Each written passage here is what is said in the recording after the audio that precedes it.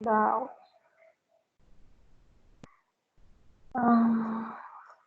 Então, vamos lá, tá? Falando de frutos do mar, a gente pode incluir dentro desses frutos do mar, né, o que se chama de peixe, crustáceos, moluscos, tá?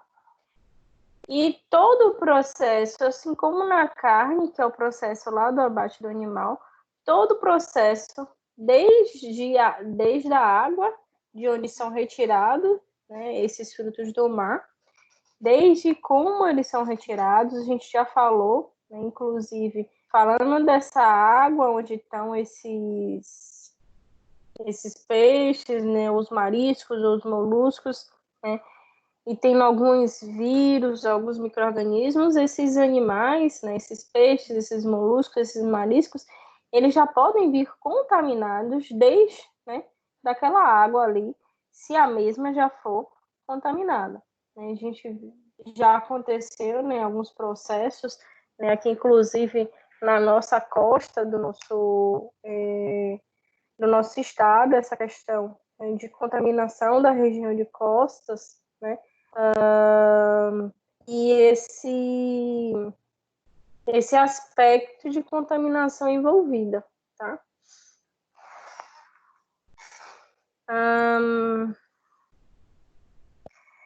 E aí a gente tem essa questão, né, de presença de vírus, presença de bactérias, né, alguns vírus, algumas bactérias, eles podem ficar nessas águas mais calminhas, né, a água também dos viveiros, que podem estar com esses animais ali presentes.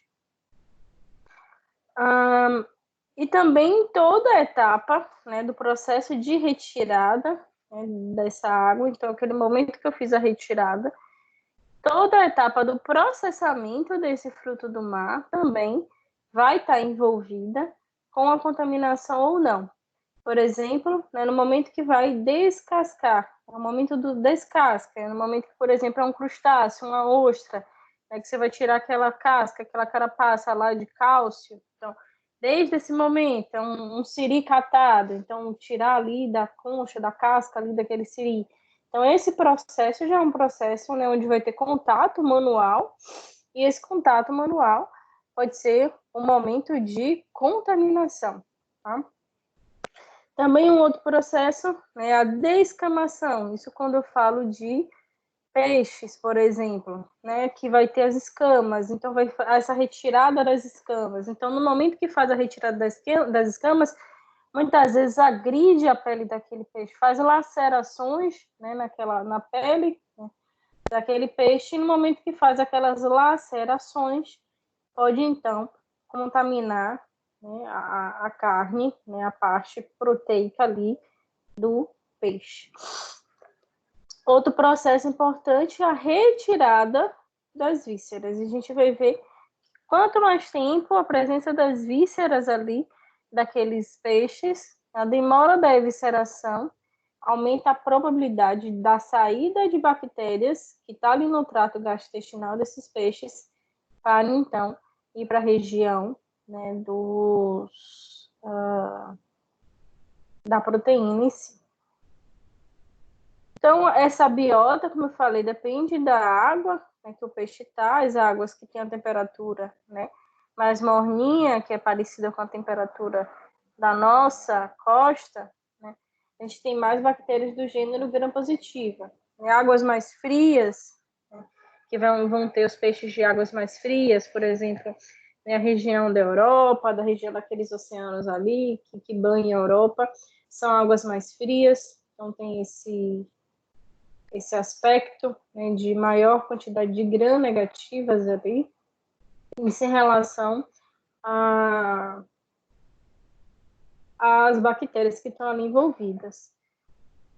Importante a gente destacar, né, essas bactérias que vão estar presentes nessa região, né, nas águas mais mornas, mais frias, né, porque são bactérias que vão estar na região externa, né, na região das escamas, das guelras desses peixes. Então, a gente tem que ter um cuidado, né, diferenciado no momento de tratar esse tipo de alimento. A marina também é a região, né, mais próxima da costa, que é onde a gente, né, toma banho. A gente vai ter também um aumento, uma maior quantidade de bactérias gram-positivas. Então, são mais ou menos os tipos de bactérias e como elas estão distribuídas nessas regiões das águas. Né? E se espera que os mariscos tenham, né, os micro-organismos que habitam a água que foram então retirados, né, que os frutos do mar eles tenham lá na região externa, né, na região das escamas ou na região externa ali de uma concha, esses tipos de micro-organismos que estão envolvidos, que é aquela correlação que eu falei aqui no início, né, a correlação justamente do envolvimento, né, de muitas vezes o fruto do mar ele faz, né, a alimentação por absorção, né, e no momento que ele faz a absorção, ele pode estar, né, pegando partículas de alguns micro-organismos, partículas virais, isso pode estar envolvido, ou tá na região externa desses animais, e eu tenho que tomar cuidado no momento que eu descamo, no momento que eu retiro as vísceras, evitar essa contaminação. Um estudo ele demonstrou que alguns mariscos lá na região da Flórida, né, lá nos Estados Unidos, tinha 42% de salmonela. E isso é correlacionado quando a gente fala, né, de regiões com águas mais frias, né? Apesar da Flórida ser um estado quente nos Estados Unidos, as águas, né, elas não são, né, tão quentes, né, mornas como no nas nossas praias, nas praias aqui da Bahia. Elas são regiões mais frias, a água do mar lá é mais fria, e aí tem essa, né, quantidade de bactérias gram-negativas em maior quantidade, né, foi demonstrado cerca de 42% de contaminação, né, as carnes das ostras também contaminadas por essa bactéria, né, e aí depois eles tiveram, né, que melhorar a questão de limpeza, de uso das praias deles lá. Marisco de coxa, né, de concha dura, eles podem ter mais Salmonella typhi, né, e menos E. coli. Normalmente elas conseguem persistir mais, né, se adequar mais, se adaptar mais à Salmonella do que E. coli nesse tipo de marisco. E assim, o peixe ele é mais suscetível à contaminação ou não, né? Isso, né, a gente vai ter essa questão vinculada, associada à constituição bioquímica dos peixes. Então, no dia a dia de vocês, né, vocês associam os peixes, né, mais fáceis de contaminar, mais fáceis de deteriorar do que os outros tipos de proteína de origem, né, de carne vermelha ou proteína de origem, por exemplo, de aves, né, como a gente viu anteriormente. O que é que vocês acham? Mais fácil de contaminar?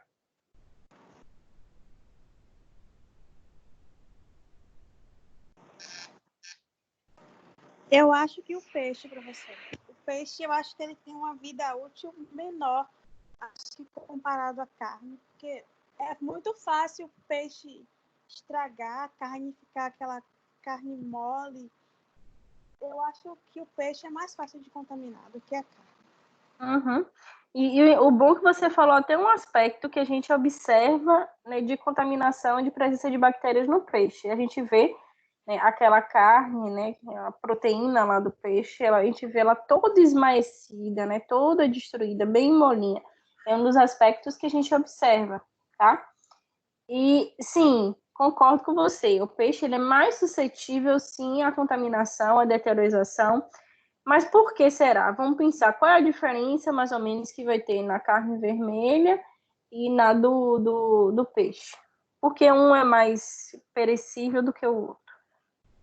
Vamos Eu pensar. acho que é pela quantidade de lipídios que o peixe tem mais. Uhum. Né? Primeiro, essa questão da quantidade de lipídios, tá? A quantidade de lipídios no peixe, ele já vai modificar essa probabilidade de contaminar, né, de facilitar a contaminação. Justamente porque o lipídio, ele sofre mais facilmente a oxidação. No momento que ele sofre mais facilmente a oxidação, eu tenho uma transformação daquela proteína.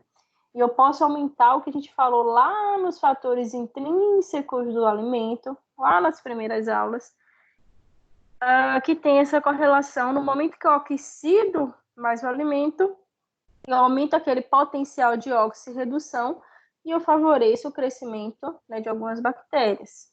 Além disso, a gente tem outros constituintes, né, envolvidos, né, nessa composição química dos peixes que facilitam essa contaminação.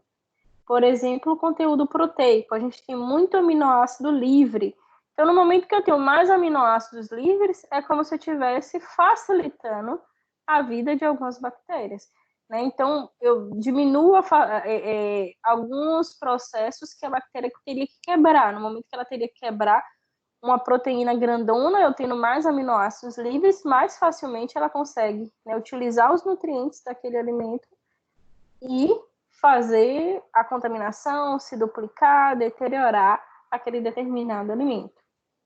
Além disso, né, o peixe ele vai ter muito mais bases voláteis, então ele pode ser mais básico, então favorecer o crescimento de algumas bactérias que facilmente crescem nesse pH.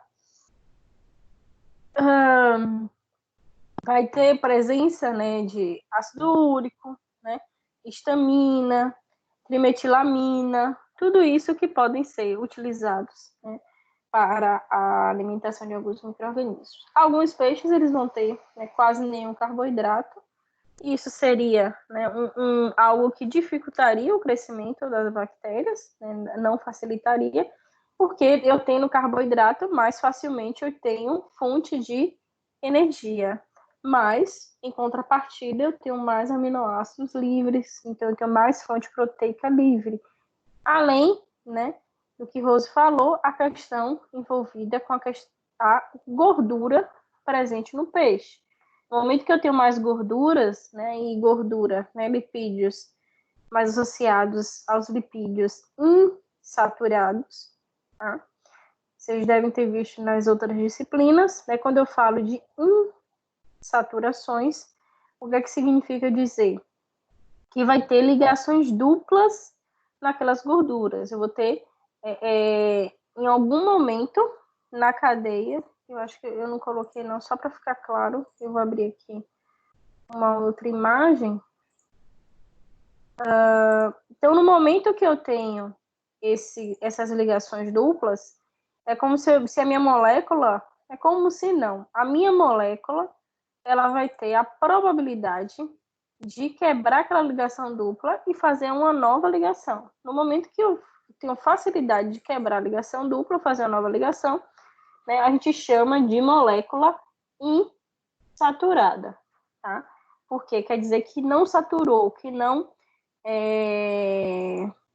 chegou ao máximo da possibilidade de fazer ligações naquela molécula, daquela determinada molécula. Deixa eu mostrar aqui.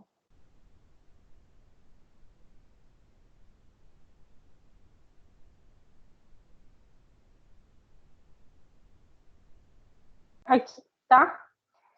O que a gente chama de insaturações, a gente vai ter aqui. Onde a gente tem esse pontinho aqui final, seria um carbono, carbono, carbono, carbono, carbono, carbono, tá? E ligado a esses carbonos, a gente vai ter a molécula de hidrogênio. Aqui, como na imagem anterior, né? Nas pontinhas a gente tem os carbonos, tá? E aqui, nas pontinhas aqui do carbono, a gente vai ter esses hidrogênios. No momento que eu tenho aqui uma dupla ligação entre os carbonos, como a gente vê aqui, né, duas pontes ali se ligando entre os carbonos, eu vou retirar esses hidrogênios, mas quando eu tenho aqui uma dupla ligação, mais facilmente essa segunda ligação pode ser quebrada, tá? Ficando as outras duas, a outra ali, que é uma ligação mais forte. Tá? No momento que eu quebro aqui essa nova ligação, eu facilito a modificação dessa determinada molécula. Por que isso é importante, né, quando eu falo, né, dessa constituição lipídica dos peixes? Porque quando eu tenho o ar próximo, né, eu tenho o oxigênio. E aí o oxigênio ele vai fazer o favor, né, de quebrar aquela segunda ligação e oxidar aquele lipídio. E isso, né, é um aspecto ruim, porque quando a gente tem oxidação lipídica no nosso alimento, o alimento fica com gosto rançoso, com gosto ruim, né? Como se fosse associado a um sabão, a gente modifica. E os peixes, eles têm muito dessas gorduras insaturadas, que são gorduras boas, né? Que é o ideal que a gente se alimente, tá? Porém, são facilmente oxidadas por causa dessas ligações duplas, tá? E aí, no momento que ela é oxidada, né, eu modifico a estrutura daquele lipídio, eu modifico a estrutura daquela fonte, né, de alimento, e aí mais facilmente, né, acontece isso. Diferente também da carne vermelha, a gente não vai ter aquele processo no momento do que o peixe morre, né, de rigor mortis e de uso do ácido lá, o uso da glicose ali acumulada, modificação. A gente não tem aquele processo que acaba ajudando na preservação do alimento. A gente não vai ter esse processo semelhante nos peixes. Então, é um outro motivo, né, dos peixes serem mais suscetíveis à contaminação. Tá? Então, a gente vai ter a parte interna, são realmente sadios, né, se os peixes não estiverem em locais contaminados. Né? Isso a gente pensando numa ótica onde não tem contaminação naquela região. Mas na região externa, a gente vai ter bactérias lá que fazem parte da microbiota daquele peixe, lá nas guelras, nas brânquias, e na região interna, né, que seria na região dos intestinos. São regiões onde a gente tem presença de micro-organismos, sendo, né, nos intestinos o local onde a gente tem a maior quantidade de bactérias. Mas na pele, a gente vai ter cerca de 10 elevado à segunda, 10 à quinta de colônias, unidade formadora de colônia, as brânquias também, lá dos peixes, são regiões. Então, a gente tem que ter todo um cuidado e são locais, né, iniciais onde a gente vai observar a contaminação. Então, esses são mais suscetíveis à deteriorização por causa também da sua alta, né, atividade da água. A gente realmente observa a carne do peixe, ela é mais molinha, porque a gente vê que tem uma constituição de água mais elevada, até por isso eles conseguem habitar, né, em águas. Eles têm que ter uma constituição mais semelhante para não estar perdendo por osmolaridade essa água, então ela vai ter um pouquinho mais de água, né, envolvida na sua constituição, diferente da carne vermelha. A sua composição química, que é o que a gente acabou de discutir, o teor das gorduras insaturadas que vai ter lá, que são facilmente oxidáveis, vocês entenderam por quê. Vai ter aquela ligação dupla, mas facilmente o oxigênio quebra a ligação dupla e se liga ali aquele carbono ali. Porque, só um detalhe para vocês lembrarem, né, quando a gente fala disso de quebrar ou não ligações, vocês têm que ter em mente que cada elemento químico, tá, eles vão ter um número máximo de ligações. Tá? Então, por exemplo, quando eu falo do carbono, na natureza, o carbono ele só consegue fazer 4 ligações. Então, o carbono que vai estar aqui, se vocês observarem, tá, ele aqui, ele está fazendo uma ligação com esse carbono de cá, com outro de cá, e uma ligação com hidrogênio, outra com outro hidrogênio. Então, cada carbono desse, ele vai ter um máximo, né, possibilidade de fazer 4 ligações. O oxigênio 2, né, e o hidrogênio 1. Então, para que essa molécula modifique, eu preciso quebrar uma ligação para que esteja livre essa possibilidade. Então, por isso que na ligação dupla é mais fácil eu fazer isso, porque ela não é tão forte, não é tão estável, e aí eu consigo. Por isso que esses lipídios insaturados, eles são mais facilmente de sofrer alterações com presença do oxigênio, ou seja, facilmente oxidáveis. Tá? E também o seu pH mais para o básico, mais para o neutro, também facilita a probabilidade de crescimento bacteriano. Como eu falei, aquele processo que acontece com a carne, a gente vai aumentar a quantidade de ácido naquela carne vermelha, que vai ter todo aquele processo de liberação de ácido lático, baixo pH daquela proteína ajuda na proteção daquele alimento. Então, os peixes frescos, né,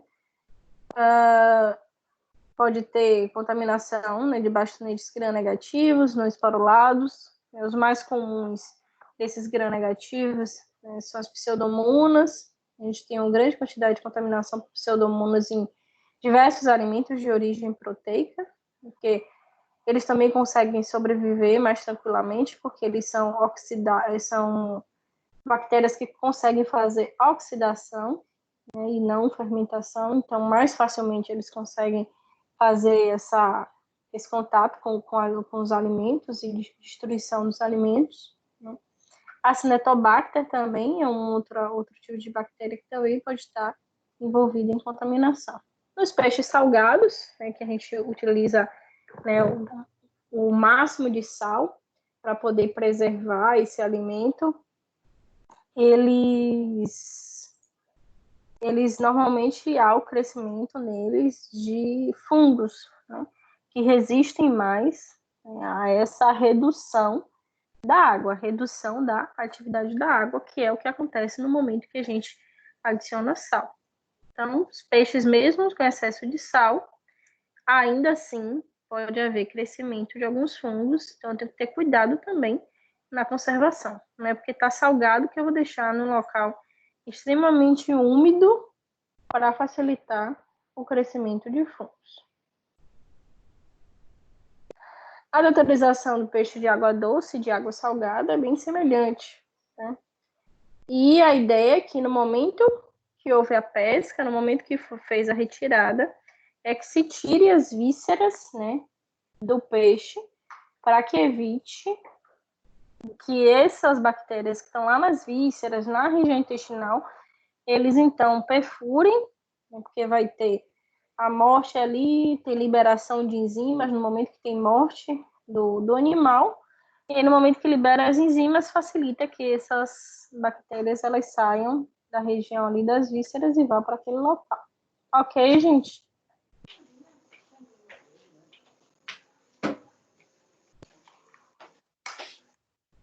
Alguma dúvida, algum comentário?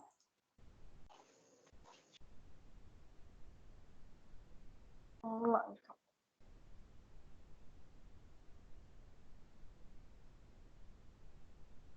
Como é que normalmente vocês compram peixe? Como é que vocês vão observar que há, então, contaminação nos peixes? Ou vocês só compram e levam para casa e descobrem depois? Para a contaminação, eu não sei, mas eu procuro ver o quão fresco ele tá. Vejo se debaixo do pescocinho dele tem umas dobrinhas, se tá vermelhinha, se o olho não tá tão branco assim, porque às vezes tem peixe que tá uma vida lá no congelador, né? A contaminação é um pouco difícil da gente saber se tá, né? Porque como tá congelado, empedrado, a carne dele vai estar durinha, né? Então, eu procuro olhar pelo olho e pela essa dobrinha do pescoço. Então, deixa eu te dar uma informação. São aspectos que a gente observa da contaminação. Justamente isso que você observa. Tá? E você não sabia. Estava observando. Amanda também é cultura, tu não sabia? Aqui não seria aqui a região que você olha para ver? Isso, esse pescoço mesmo. Pois é. Um dos sinais que a gente pode observar a deteriorização, né? E presença. Não como peixe na casa de Nayara. Na verdade, como? É porque ela tá sabendo comprar, né? Ah, sim, eu achei que ela estava comprando com o sinal de deteriorização. Não, na verdade, ela tá olhando, mas ela não sabia que ela estava olhando da maneira correta. É isso que eu estou dizendo, que ela está dizendo que era para ver a idade do peixe, mas na verdade os sinais que a gente olha também você tem associação com a idade do peixe, mas são os locais que a gente observa que tem a mudança de cor, de cheiro, nessas regiões do olho, na região, né, das brânquias, né, que ela fala aqui no pescocinho, né, tem ali as brânquias do peixe, são as regiões que a gente tem que observar, que são os locais mais iniciais de contaminação, tá? Então, a cor, né, que ela falou, eu vou ver se ainda tá vermelhinho. Porque quando a gente vê essas manchas mais escuras, mais para amarelado, é um sinal de modificação ali daquela região. Mudança de cor, né, eu posso estar associando, sim, ao crescimento de algumas bactérias. Mas ela falou, eu olho ali, né? Aí eu tô falando, você olha e não sabe por quê. Mas, na verdade, tem essa associação, né? Seja no congelado ou também, né, no que está mais fresco, que a gente compra ali, que está ali naquela bancada lá com gelo, né? Mantendo ali aquela temperatura ideal, né? Não no congelado total. Né? Aí também são os aspectos que a gente tem que olhar, tá? Ok? Entendi. Então, essa região das brânquias, né, são os primeiros sinais que a gente vai lá ver se os sinais organoléticos, ou seja, o odor desagradável, a mudança de cor, né, são um dos sinais que a gente observa. Então, essa deteriorização, ela vai acontecer. Deixa eu pular mais para cá e eu volto para lá, tá? Justamente o que a gente chama de autólise, né, a liberação dessas enzimas. E aí vai ter, né, odor desagradável justamente por causa dessas aminas vasoativas. Se ele está molinho, como ela falou, né, o amolecimento da carne vai acontecer porque há a liberação dessas enzimas e começa a quebrar, né, as proteínas ali. Barriga também dilacerada e o olhinho ali, né, no momento que ele não está mais com a cor normal, né, modifica a cor mais para branquinho. São os aspectos que a gente olha. Então, no momento que faz a evisceração, né, ou então que a carne do peixe lá foi contaminada, esses micro-organismos eles vão começar, né, a utilizar os compostos ali mais simples, né, e a gente vai ter aminoácidos ali livres, que são compostos mais simples ali presente naquele peixe. Então, nesse processo, eles começam a liberar compostos voláteis, né, e as aminas livres, como eu falei lá naquela constituição química do peixe, nessas bases voláteis, amônias, as aminas ali presentes, elas são mais facilmente, né, sentido o cheirinho e aí eles realmente têm um odor desagradável. Aí vocês concordam comigo que o cheiro de peixe estragado é insuportável. Peixe estragado, né, pior do que carne estragada, justamente por causa dessas bases, esses compostos que tem ali voláteis, que facilmente, no momento que a bactéria está deteriorando ali, que está quebrando, eles são liberados e o cheiro realmente é extremamente desagradável, certo? Então, liberado com isso, a gente tem, né, um óxido de trimetilamida, né, baseado lá a partir da amônia, né, creatinina, taurina, né, são liberados no momento que há a quebra, né, quebra de uma enzima chamada creatina, por exemplo, ela vira creatinina, e a gente tem esse cheiro característico. E essa autólise, ela se dá no momento que enzimas, sucos digestivos, né, elas vão, então, atravessar essa parede intestinal, vão perfurar essas vísceras, né, facilitando, então, a saída das bactérias da região das vísceras, né, para as regiões lá da carne, que era músculo anteriormente, facilitando, então, a disseminação desses micro-organismos que estavam lá no trato gastrointestinal do peixe, indo lá para essa região e facilitando a deteriorização. Então, por isso que é importantíssimo, né, quanto antes fazer a evisceração. O peixe morreu, abre ali a barriguinha dele, arranca lá todo o conteúdo visceral para evitar esse processo de autólise né, que facilita a deteriorização e a contaminação da carne do peixe.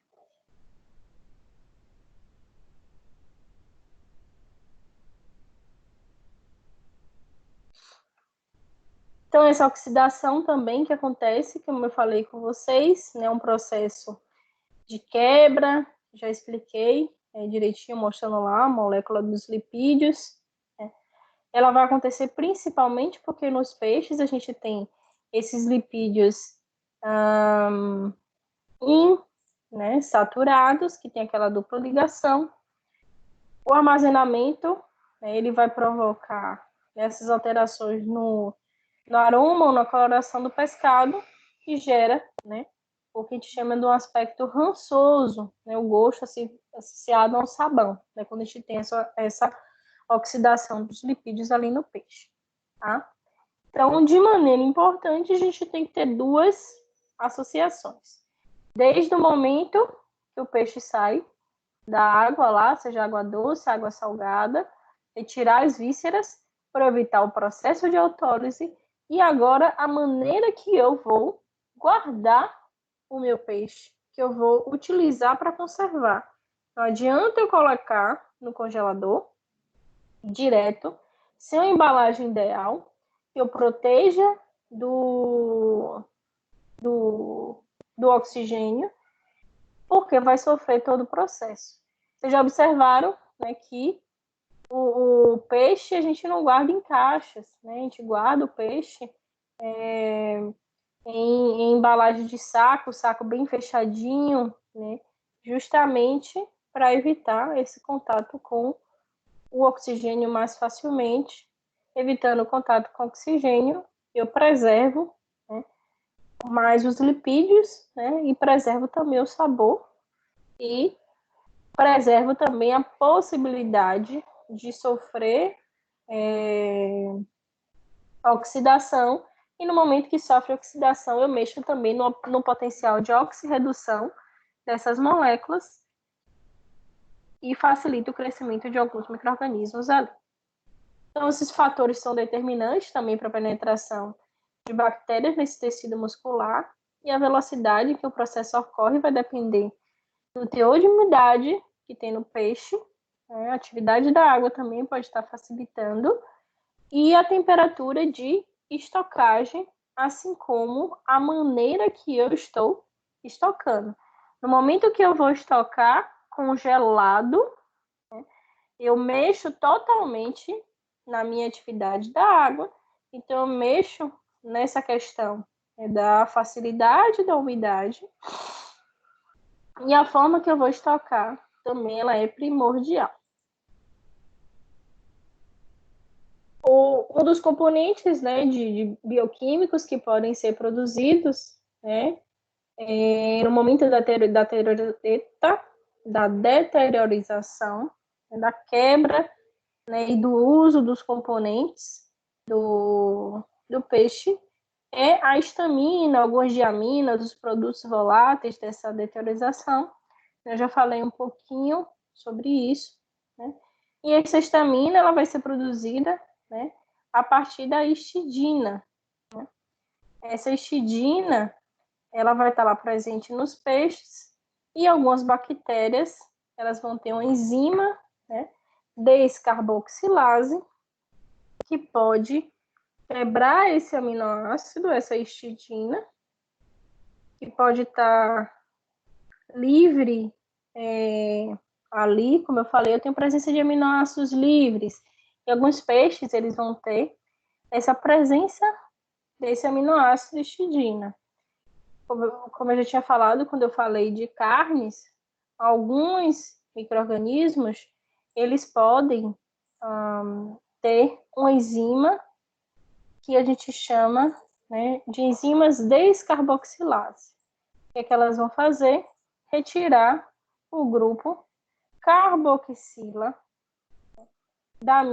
do meu aminoácido. É só mostrar aqui molécula que talvez, né, quando eu falei dessa questão da descarboxilase, vocês não conseguiram visualizar na semana passada, tá? Então, quando a gente fala de descarboxilase, vão ser enzimas que consegue, né, fazer a retirada, né, a quebra desse grupo carboxila que tem no aminoácido. Isso aqui é uma fórmula básica do aminoácido. Ele vai ter aqui o carbono central, o grupamento amina, porque os nossos aminoácidos são moléculas proteicas, ou desculpa, nitrogenadas, tá? Aminoácido é molécula proteica, até porque é o aminoácido que forma a proteína, tá? Então, esse grupo amina, ele vai ter nitrogênio, 2 hidrogênios, e o grupo carboxila, né? Vai ser, né, o grupo que vai ter hidroxila, né, por isso carboxila, e uma carbonila, que é uma molécula onde a gente vai ter o carbono e uma dupla com o oxigênio, é o que a gente chama de carbonila. E aí, né, juntando essas duas funções, a gente chama de carboxila. Então, isso é uma fórmula básica do aminoácido. Ao carbono central, eles vão ter ligados uma amina e uma carboxila, e a região do radical, isso aí vai variar para cada aminoácido. Importante que eu quero, né, que vocês entendam quando eu falo de descarboxilação, dessa mudança bioquímica que acontece, né, no momento que a bactéria tem essa enzima, né, ela vai o quê? Degradar, descarboxilar, ou seja, ela vai quebrar, retirar esse grupo carboxila, e o que sobra de resto do aminoácido vai ser o grupamento amina, né? E essas aminas, como eu falei agora no início da aula, a gente tinha relatado isso também falando de proteínas, né,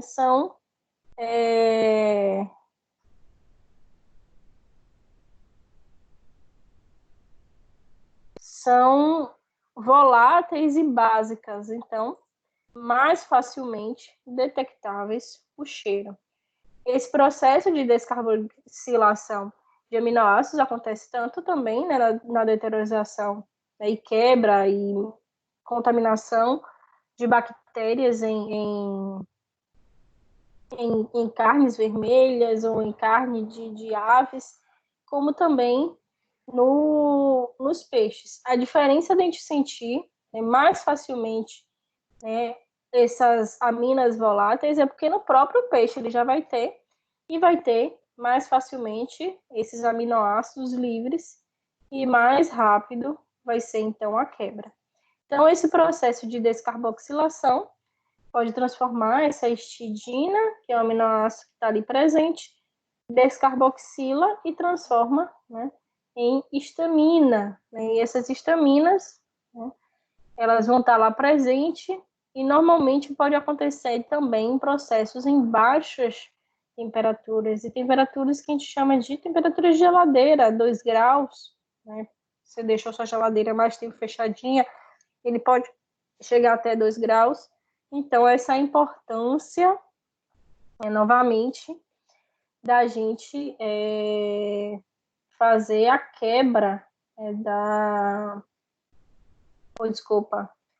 o congelamento das carnes para eu evitar, né, que esses processos bioquímicos aconteçam.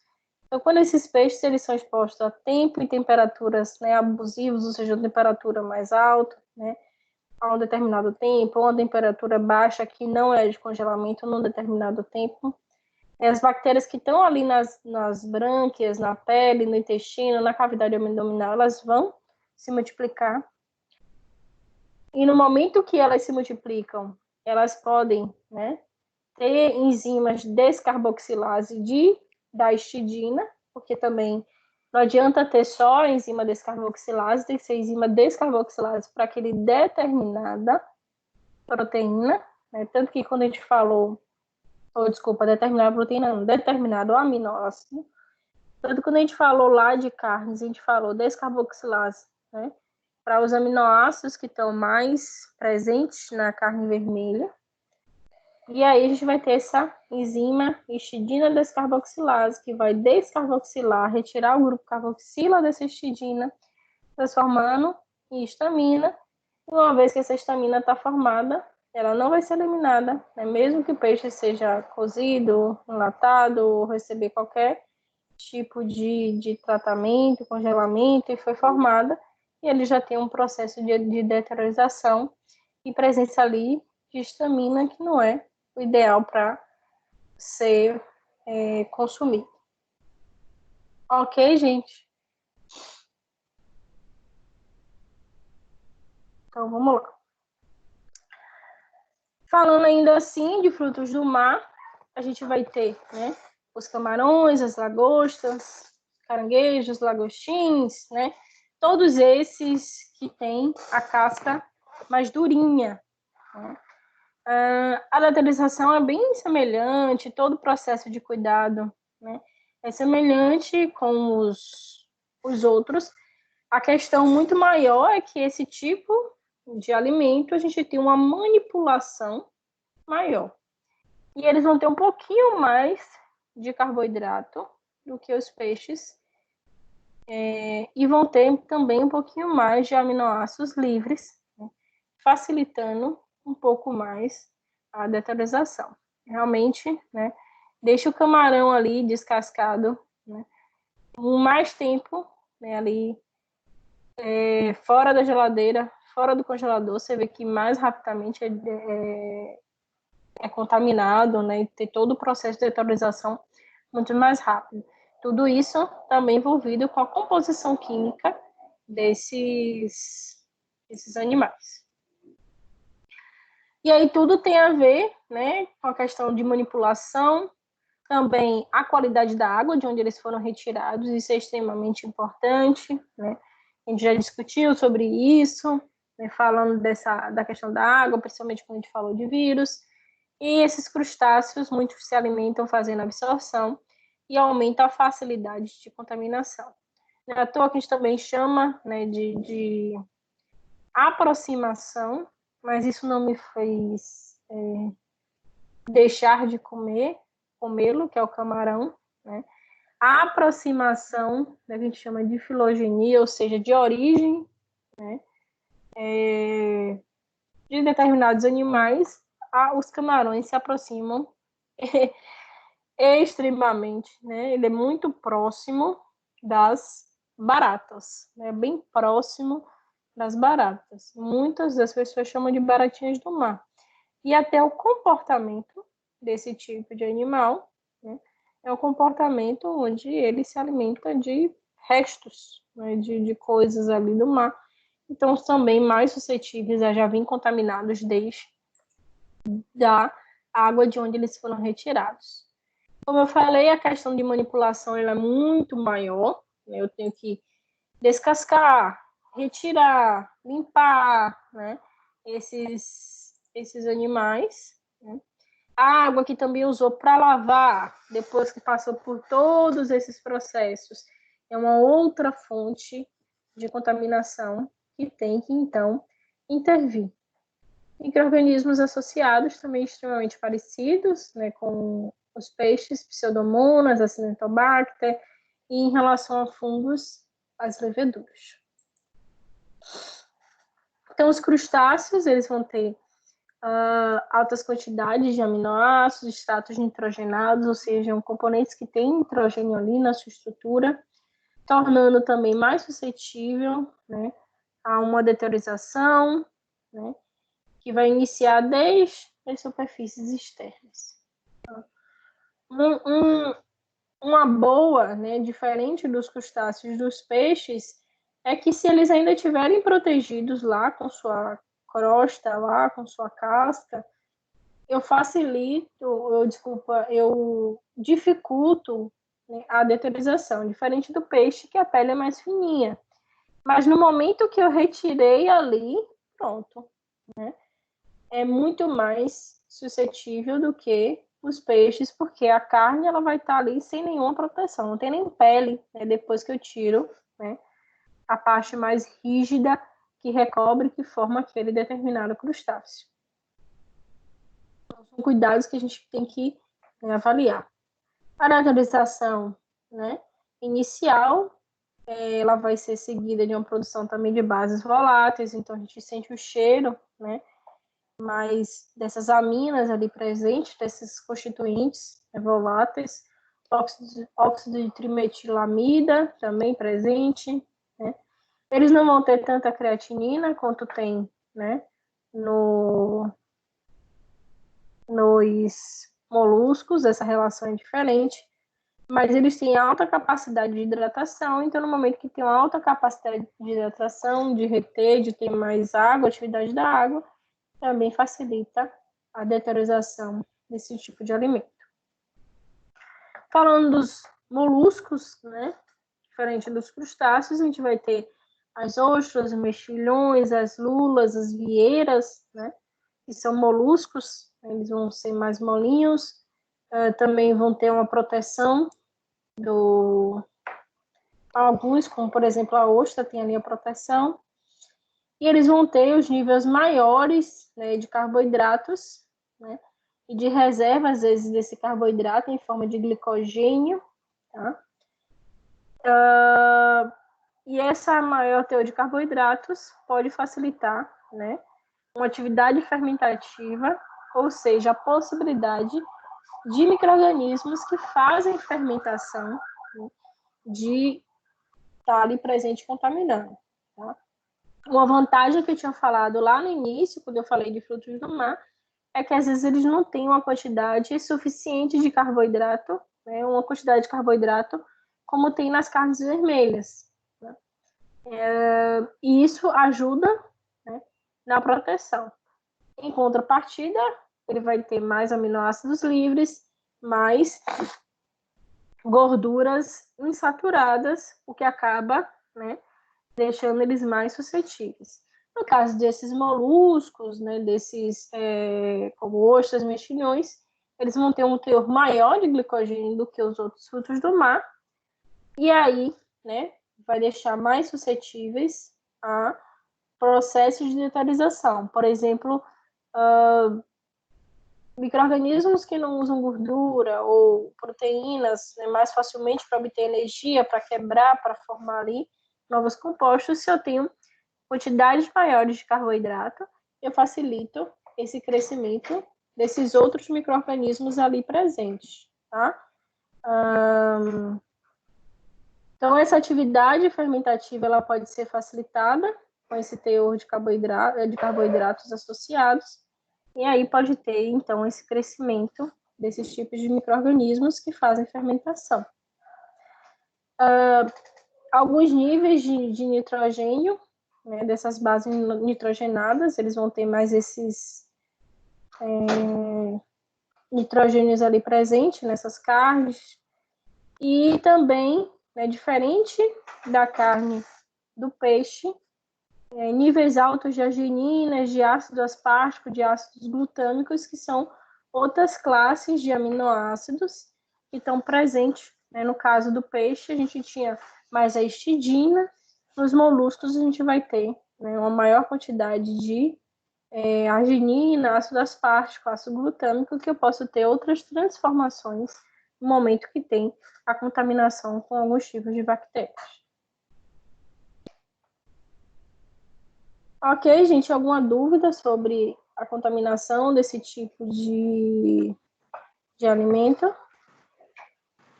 Pronto. Eu queria Oi. falar, se ela falou assim, depende do lugar da água que ele foi tirado. Eu queria saber Sim. se na parte dos crustáceos também entra isso, porque assim, ó, eu moro numa parte que tem praia, né? E aí todo verão morre gente na praia, isso é fato. E é muito comum que quando essas pessoas morram, elas venham com o lábio faltando um pedaço, o olho, e aí falam que o siri que comeu. Uhum. É realmente o siri que come? Sim. Se caranguejo, eles são crustáceos que facilmente utilizam matéria morta. Eles comem sim carne morta, carne peixe morto e gente morta também. Então, tem sim essa correlação, né? Mangues, eles estão lá no mangue. O mangue é um local que você tem todo tipo de matéria orgânica ali presente e pode sim ter essa associação, tá?